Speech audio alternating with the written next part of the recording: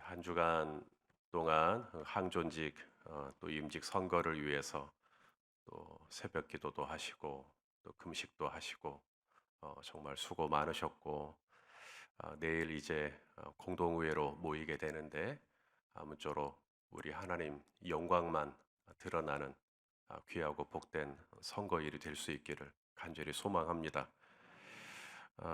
오늘 함께 나눌 말씀의 제목은 비난에 대처하는 자세입니다. 우리가 살면서 비난받을 일이 없다면 얼마나 좋을까? 일절 비난받는 경험이 없다. 얼마나 좋겠어요? 비난은 누가 할까요? 생판 모르는 사람이, 나를 잘 모르는 사람이 비난할 수도 있지만 가장 가까이에서 설마 이분은 절대 이 사람은 나를 비난하지 않을 거라고 믿었던 그 사람에게서 비난을 받는 별로 유쾌하지 않은 경험을 아마 해보신 분이 있으실 겁니다. 우리 시편 55편 12절 13절을 제가 세 번역으로 준비를 했습니다. 한번 읽어보시죠. 나를 나를 비난하는 비난하는 자가 자가 차라리 내 차라리 내 원수였다면 원수였다면 내가 내가 견딜 견딜 수 수 있었을 있었을 것이다. 것이다. 나를 나를 미워하는 미워하는 자가 자가 차라리 차라리 자기가 자기가 나보다 나보다 잘났다고 잘났다고 자랑하는 자랑하는 내 내 원수였다면 원수였다면 나는 나는 그들을 그들을 피하여서 피하여서 숨기라도 숨기라도 하였을 하였을 것이다. 것이다. 그런데 그런데 나를 나를 비난하는 비난하는 자가 자가 바로 바로 너라니. 너라니. 나를 나를 미워하는 미워하는 자가 자가 바로 바로 내 내 동료, 동료, 내 내 친구, 친구, 내 내 가까운 가까운 것이라니. 것이라니. 비난은 내가 마땅히 비난받을 만한 일을 했기 때문에 비난받는 경우도 있습니다.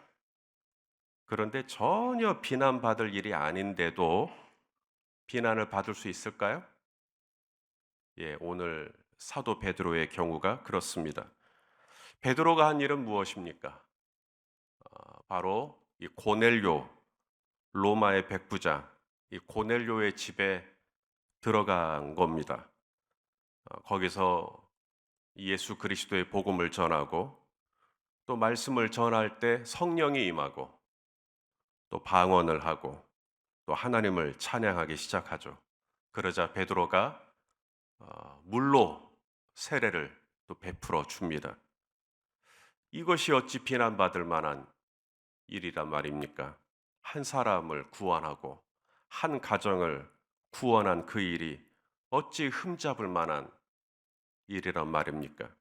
그런데 오늘 본문에 나오는 예루살렘 교회에 있었던 몇몇 유대인 형제들은 생각이 달랐습니다. 자, 오늘 본문 2절과 3절을 또 같이 보겠습니다. 베드로가 베드로가 예루살렘에 예루살렘에 올라갔을 올라갔을 때 때에 할례자들이 할례자들이 비난하여 비난하여 이르되 이르되 네가 내가 무할례자의 무할례자의 집에 집에 들어가 들어가 함께 함께 먹었다 먹었다 하니. 하니. 예루살렘 교회에 이 할례자들이 있었다. 이 할례자들이나 유대인들을 말합니다. 유대인들은 난지 8일이 되면 다 할례를 받으니까요. 그러면 여기 나오는 무할례자란 바로 유대인을 제외한 이방인을 의미하는 겁니다. 그러니까 넌 유대인인데 왜 이방인하고 자꾸 어울리냐는 거죠. 유대인들은 이방인을 개나 돼지로 취급했습니다. 아주 미개한, 상종할 수 없는 수로보니게 헬라 족속, 수로보니게 족속 여인이 자신의 딸이 아프니까 귀신 들려가지고 그래서 예수님께 오죠. 예수님이 이 여인을 시험합니다. 시험하면서 그런 얘기를 해요. 자녀의 떡을 취하여 개들에게 주는 것이 마땅치 않다. 이것은 당시 유대인들이 일반적으로 이방인들에 대해서 가지고 있었던 생각입니다. 심한 표현이 아니라 일반적인 유대인들의 통념이었고 편견이었어요. 자기를 개라고 부르는 예수님에게 이 여인은 기분이 나쁠 수 있습니다. 불쾌할 수 있어요. 언짢을 수 있습니다. 서운할 수 있습니다. 그런데 이 여인은 자신을 개라고 부르는, 여기서 자녀의 떡은 유대인이고요. 유대인들에게 줄 것을 이방인에게 줄 수 없다는 이야기인데 이것을 이 여인이 기분 나쁘게 받지 않고 수긍합니다. 맞습니다. 옳습니다. 자, 그 다음 절을 보시죠. 시작. 여자가 이르되 주여 올소이다마는 제 주인의 상에서 떨어지는 부스러기를 먹나이다 하니 예수님이 이 여인의 믿음에 깜짝 놀래죠. 그리고 이 여인의 딸을 고쳐주는 것을 볼 수가 있습니다. 제 아무리 성령을 받았다 해도 소용없어요. 제 아무리 세례를 받았다 해도 소용없어요. 예루살렘 교회 안에 있는 이 유대인 형제들은 할례를 받지 않았다 하면 그 사람은 절대 구원받을 수 없다고 생각을 했어요. 그런데 베드로가 이방인들과 함께 어울려 먹고 마시고 교제를 했다? 이것을 받아들일 수가 없는 것입니다. 어떻게 개나 돼지 같은 사람들하고 같이 있을 수 있냐는 거죠. 자, 이런 비난을 받을 때 이 사도 베드로가 어떻게 대처했는가 하는 것이죠. 자, 결론부터 말씀을 드리면 예루살렘 교회에 있던 처음에 이렇게 딴지를 걸고 제동을 걸고 비난을 하던 이 유대인 형제들이 베드로의 얘기를 다 듣고 하나님께 감사와 찬양을 돌립니다. 해피엔딩이에요. 자, 오늘 본문이 끝나는 18절입니다. 시작. 그들이 이 말을 듣고 잠잠하여 하나님께 영광을 돌려 이르되 그러면 하나님께서 이방인에게도 생명 얻는 회개를 주셨도다 하니라. 비난이 찬양으로 바뀝니다. 비난이 칭찬으로 바뀌어요. 어제는 비난이었는데, 어제는 비난했던 분이 오늘은 하나님께 영광을 돌리고 있는 것입니다. 무슨 일이 있었던 걸까요? 사도 베드로가 비난을 받을 때 어떻게 대처했길래 비난이 변하여 칭찬이 되었느냐는 거죠. 자, 이것을 보기에 앞서서 우리는 먼저 성경 안에서 비난에 대해서 뭐라고 말하고 있고 또 비난에 대처할 수 있는 우리의 자세에 대해서 성경이 뭐라고 정리를 하고 있는지를 잠깐 살펴볼 필요가 있습니다. 먼저 우리가 교회 일을 할 때 비난받을 만한 일은 처음부터 가급적이면 만들지 않는 것이 좋습니다. 이것은 지극히 당연한 거예요. 자, 고린도후서 8장 20절을 같이 읽겠습니다. 시작. 이것을 조심함은 우리가 맡은 이 거액의 연보에 대하여 아무도 우리를 비방하지 못하게 하려 함이니. 자, 사도 바울이 교회의 재정을 사용함에 있어서 조심했다.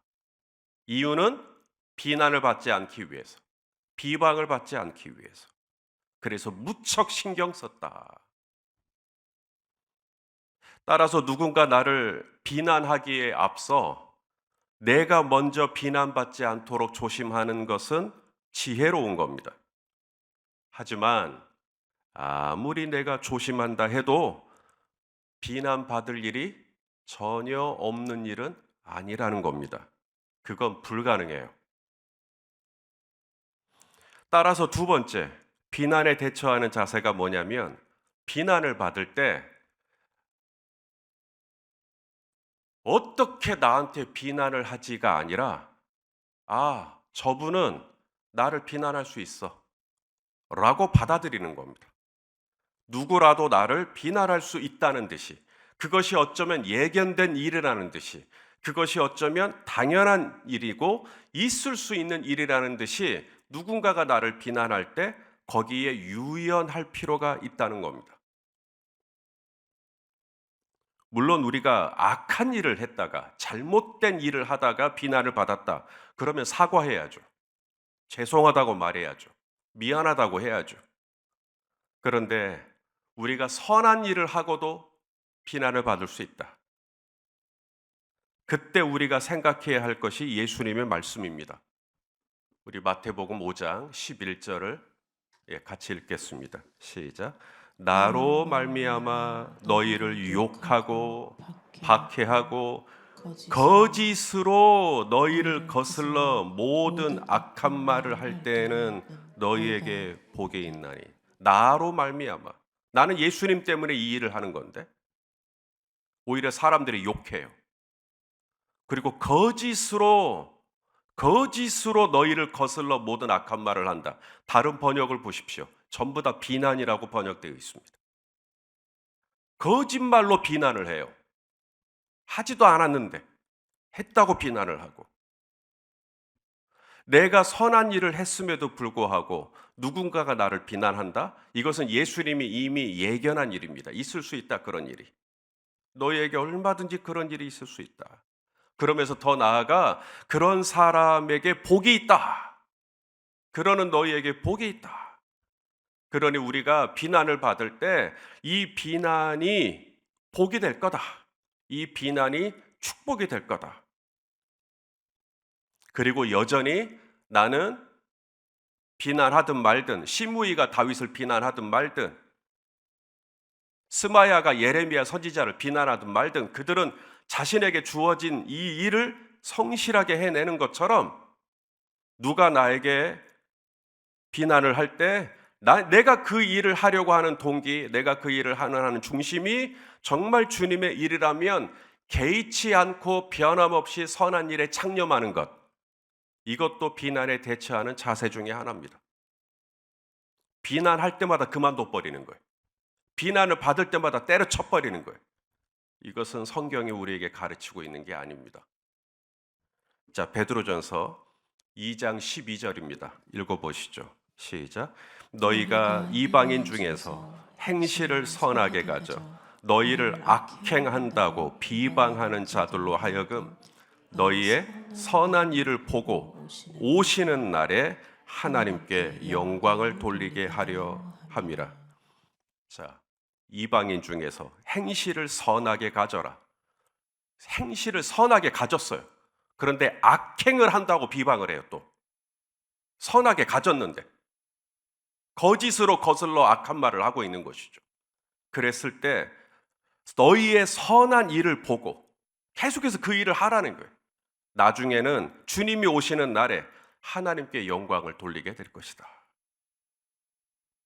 우리가 비난을 받을 때 이게 과연 비난받을 일인가를 따져보고, 그렇지 않다, 이것은 내가 정말 주님을 위해서 하는 일이다, 선한 일이다 는 확신이 들면 뒤에서 누가 비난을 하더라도 상관없이 선한 일을 계속해라. 이것이 성경이 가르치고 있는 거예요. 그러면 언젠가는 이 비난의 소리가 하나님께 영광을 돌리는 소리로 바뀔 거다.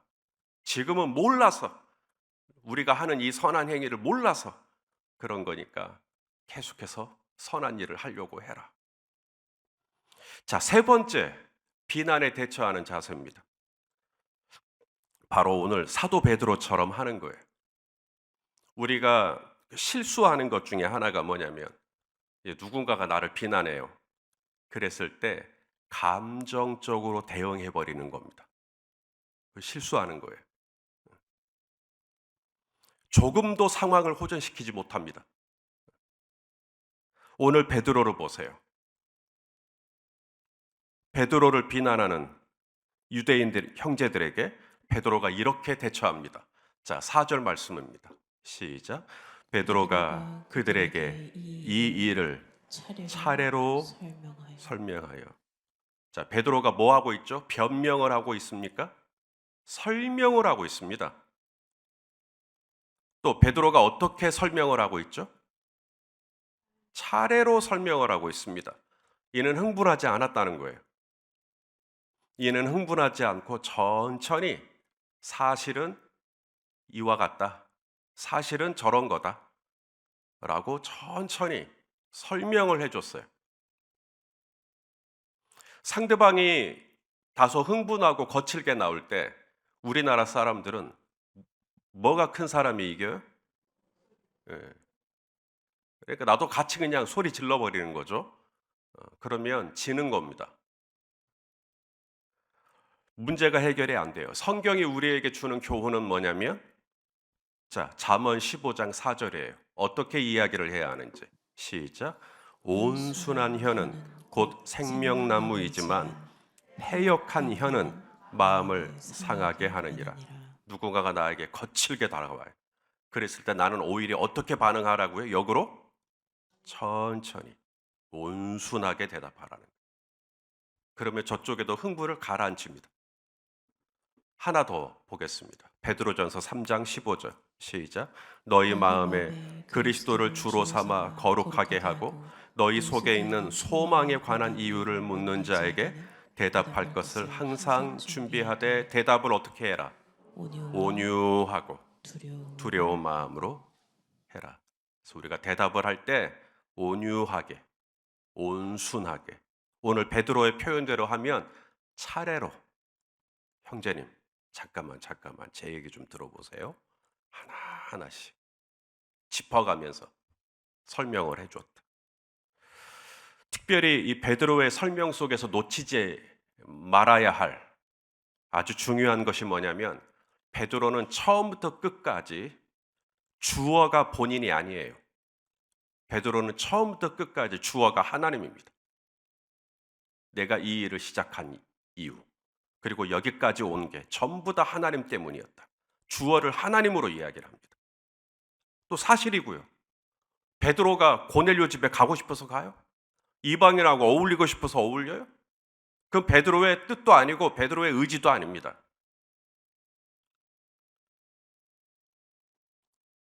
이것은 전적으로 하나님께서 시키신 일이고 하나님이 하라고 해서 했던 일이고, 그러므로 만일에 이 일이 비난을 받는다면 이건 내 일이 아니라 하나님의 일인데, 그럼에도 불구하고 누군가가 나를 비난한다면 그것은 나를 비난하는 게 아니라 이 일을 하도록 하신 하나님을 비난하게 되는 거예요.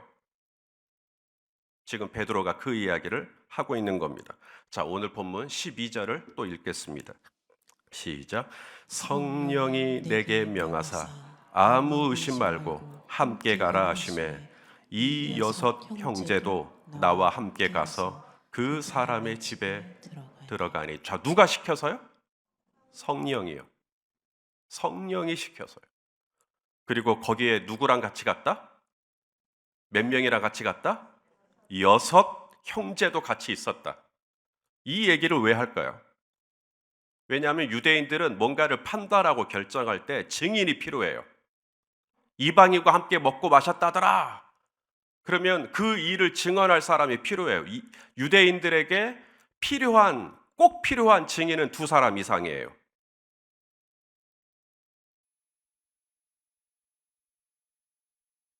그러니까 베드로가 이방인하고 먹고 마시는 것이 베드로의 의지가 아니라 이건 전적으로 성령께서 시키신 일이다 라고 증언해 줄 사람이 베드로 옆에는 몇 명이나 있다고요? 2명이 아니라 6명.